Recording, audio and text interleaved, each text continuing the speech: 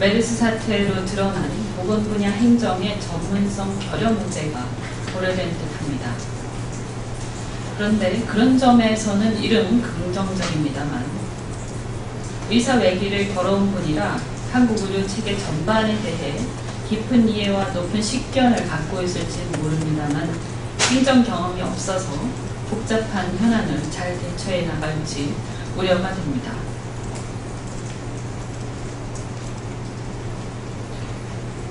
또한 김현숙 새누리당 의원이 청와대 고용복지수석으로 임명되었다고 합니다.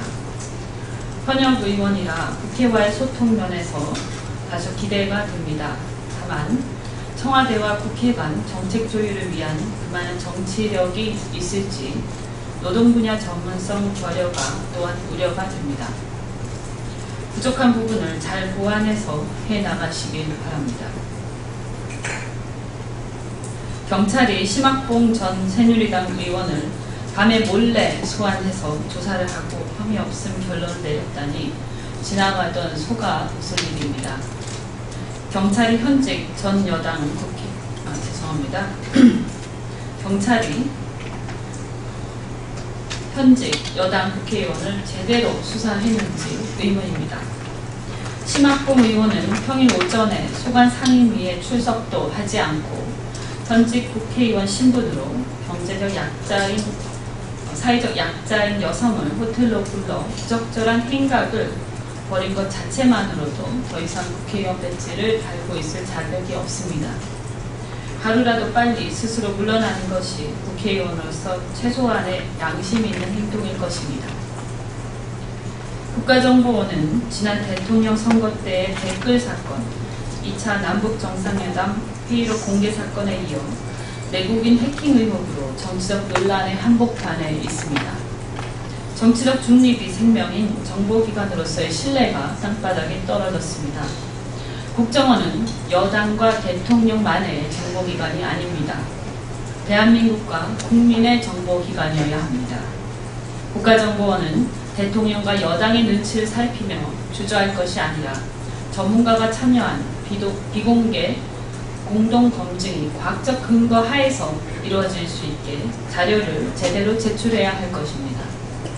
국민들은 국가정보원이 사실을 입증할 만한 어떠한 과학적 데이터도 제시하지 않고 그저 믿어만 달라는 말에 어처구니 없어 하고 있습니다. 국민의 신뢰를 받지 못하는 정보기관은 설당이 없다는 점을 국가정보원은 명심해야 할 것입니다. 새누리당이 우리 당이 제안한 권역별 비례대표제에 대해 수용을 하지 못하는 이유가 궁금합니다. 새누리당이 말하는 국민이란 누구를 말하는 것입니까? 언론사들이 국민을 상대로 조사한 결과를 못 믿겠다는 것인지 아니면 새누리당은 신문과 TV 등 언론 보도를 등지고 있는 것인지 궁금합니다. 언론 보도에 따르면 국민 절반 이상이 지역주의와 기득권을 제거하는 권역별 비례대표 도입을 찬성하고 있습니다. 국민들은 현재의 소선거구제 하에 양당 체제로는 중도나 무당파 성향의 유권자들을 제대로 대변해 주지 못하는 데 따른 불만의 표출이라고 할 것입니다. 권역별 비례대표제는 합의제 민주주의를 근간으로 하는데 승자 독식과 일방통행에 익숙한 새누리당에게는 다소 낯설지 모르겠습니다만 이미 세계적으로 확대 추세에 있습니다.